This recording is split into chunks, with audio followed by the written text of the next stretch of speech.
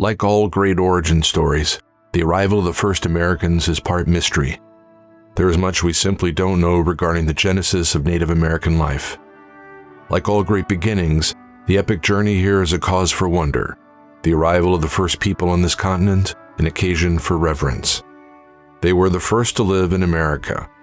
We search for them in the past, along the trail they left behind.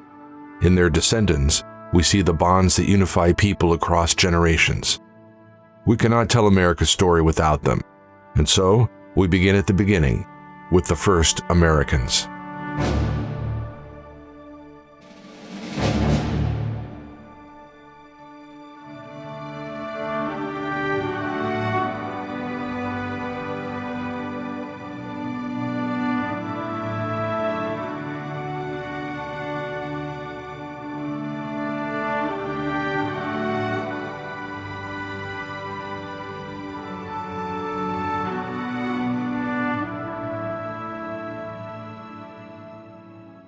The first Americans likely came here from Eastern Eurasia, by foot, across the Bering Land Bridge, from modern-day Russia to Alaska, or by boat, moving from island to island, then down the western coastline.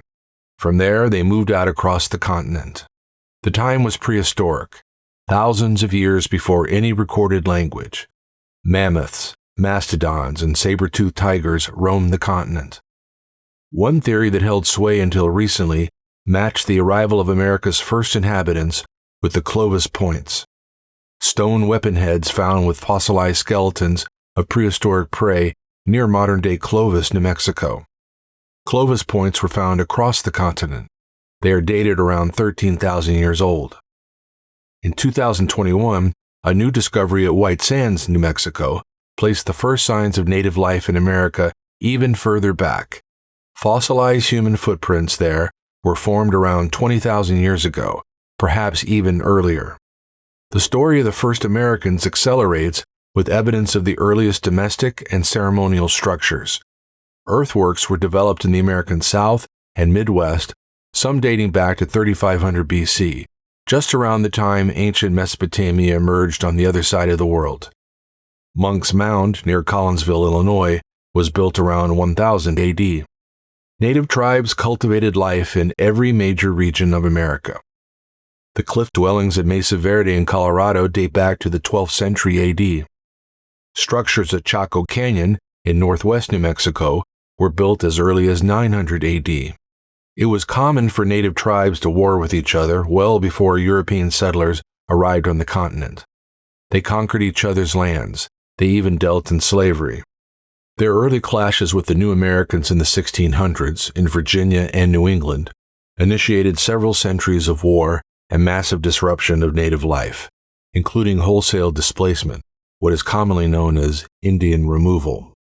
The Trail of Tears, when members of 5 tribes were marched from as far away as Georgia to Indian Territory in Oklahoma, is considered the most notorious of these relocations.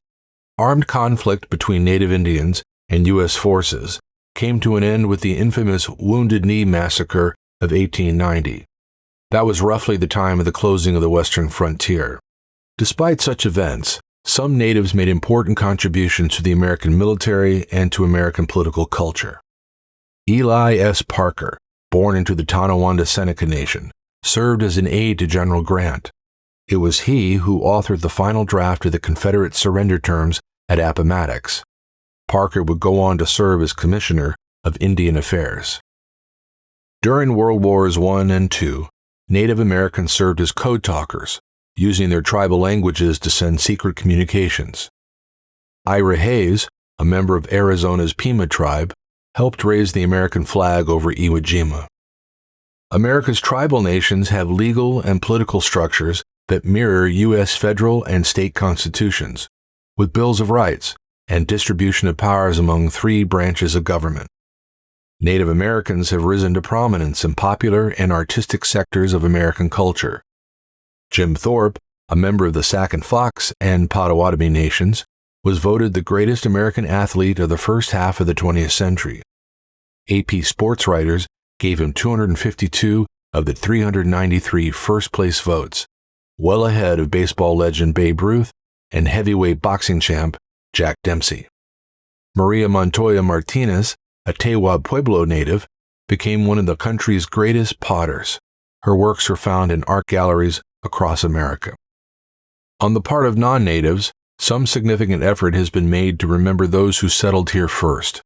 President Theodore Roosevelt signed into law the Antiquities Act of 1906. Mesa Verde and Chaco Canyon were two of the sites designated for preservation. We began this chapter at the beginning, by remembering the first Americans. We ended by remembering their descendants through the observant and sympathetic eye of photographer Edward S. Curtis.